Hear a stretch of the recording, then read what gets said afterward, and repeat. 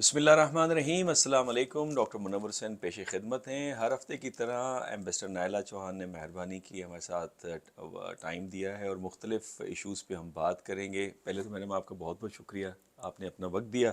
Madam گفتگو کا آغاز کرتے ہیں.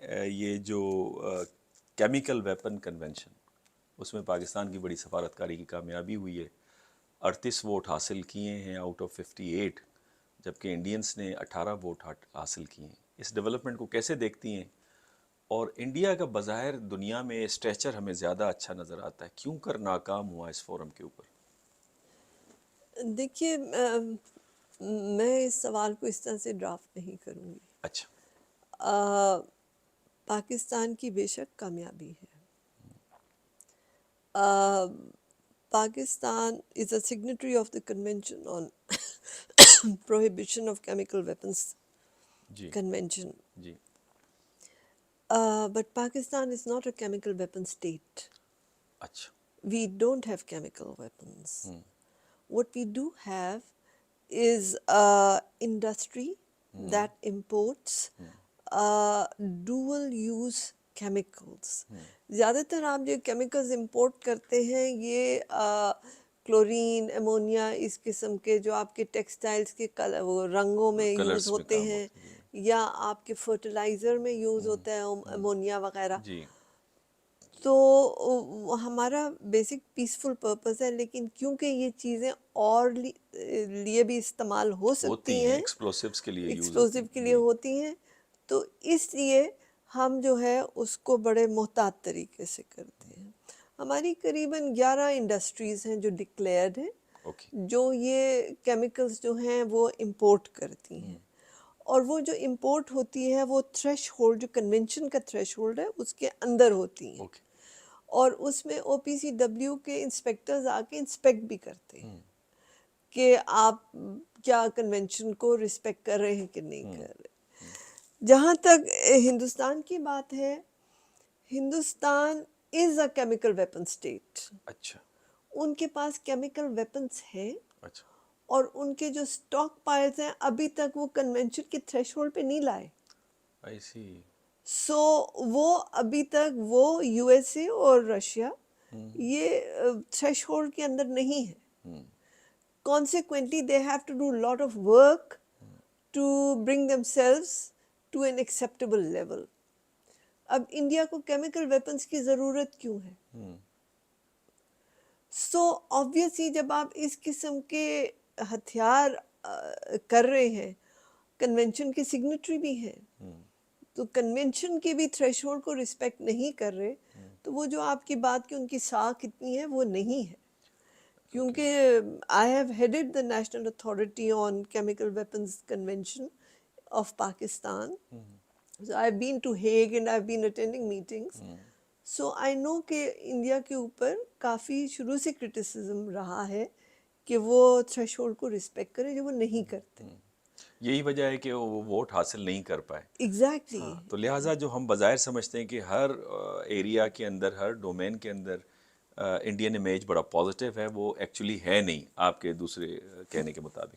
اچھا میڈم, ہنری کسنجر کی ڈیتھ ہوئی, 100 ایئرس ان کی زندگی تھی, اب تک کام کر رہے تھے, بینگ ممبر آف ایکیڈیمیا. میرے لیے تو یہ بڑا امپریسنگ ایک پریسیڈنٹ ہے کہ اب تک, یعنی اور انسپریشن ہے کہ آپ انسپریشن انشاءاللہ ہے 100 سال جیے ہاں اور یہ سارے کام کریں.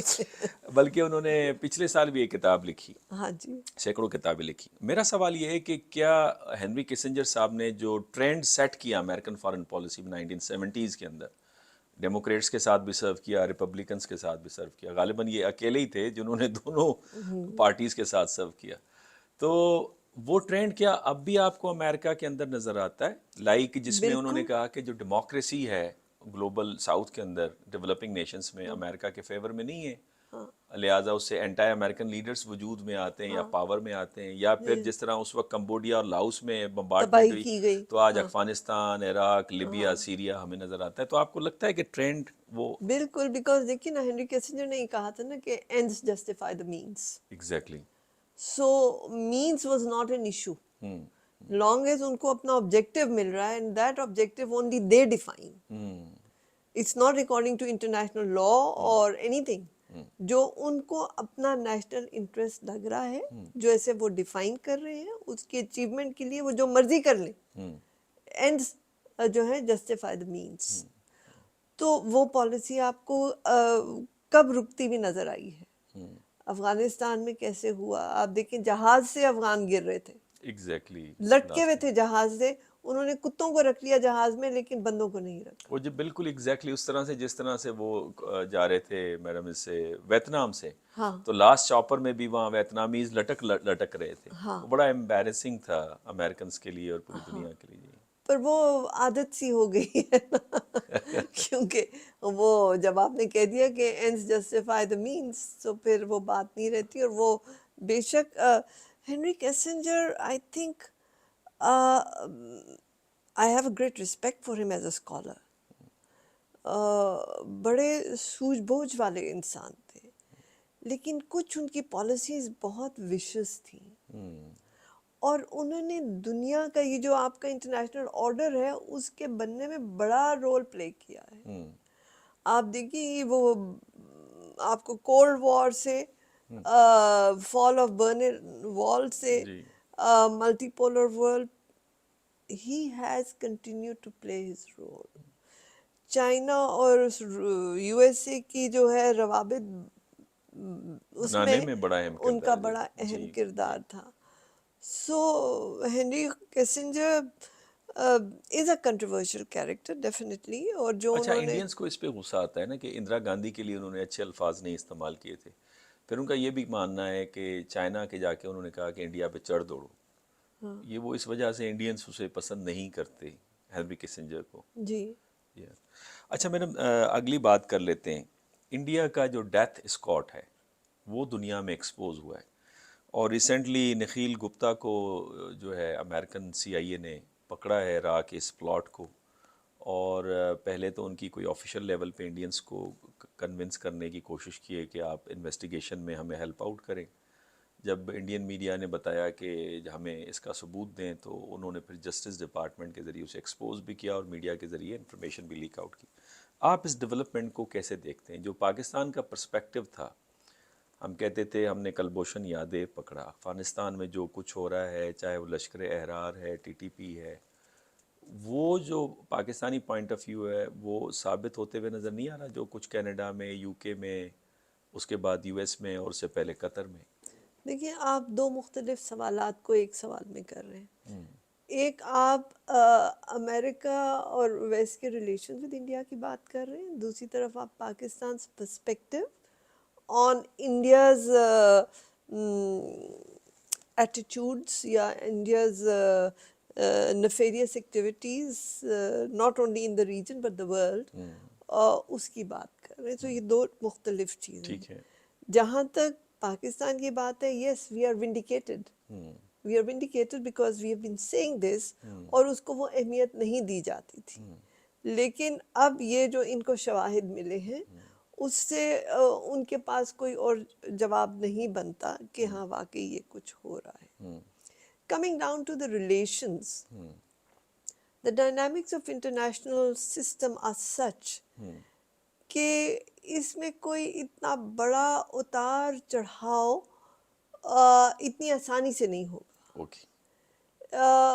دیکھیے, جیسے آپ نے خود فرمایا کہ پہلے بیفور گوئنگ پبلک, آپ دیکھیے جسٹن ٹروڈو نے بھی جب آ کے G20 کے اس میں بات کی تو انہوں نے 5 آئیز کی بات کی. جی, انہوں نے کینیڈا کی بات نہیں کی. تو 5 آئیز کون ہیں؟ انفیکٹ امریکہ, نیوزی لینڈ, آسٹریلیا, جی, ٹھیک ہے نا, اینڈ کینیڈا, یہی ہے نا 5 آئی. ان سب کی ایجنسیز کی یہ متفقہ رائے تھی کہ یہ ادھر شرارت کر رہے ہیں. ٹھیک ہے, اب اس کو آپ دو طریقوں سے دیکھ سکتے ہیں. ایک تو یہ کہ ویسٹ کی گیم کیا ہے,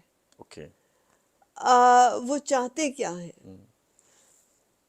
ہندوستان آپ کے لیے بے شک ایک رائیول ہے, دشمن ہے, لیکن ہم سارے ڈیولپنگ کنٹریز ہیں. ہندوستان کی کوشش تھی کہ وہ G20 جو ہے ان کی ابھی چیئرمین شپ تھی, پھر وہ ابھی COP28 میں بھی جو ہے وہ لیڈرشپ لینا چاہ رہے ہیں. حالانکہ کیوبا کے پاس نیم کی ہے پریزیڈنسی، اچھا اچھا سو اس طرح سے وہ لے نہیں سکتے، جیسے کہ G20 میں تو ان کو چیئر تھی، یہاں پہ نیم میں ان کو چیئر نہیں ہے. اور پھر اس میں China how does it play out, کیونکہ actually China is leading now this global south, India is not. Okay So India is aspiring to do so. How will they play their cards? That remains to be seen. So یہ نیم اور شیم کرنا جو ہے یہ waste کی ایک پرانی policy ہے. اس کے بعد پیچھے سے وہ ان سے دوستی بھی کر لیں گے اگر ان کی انٹرسٹ ہوئے.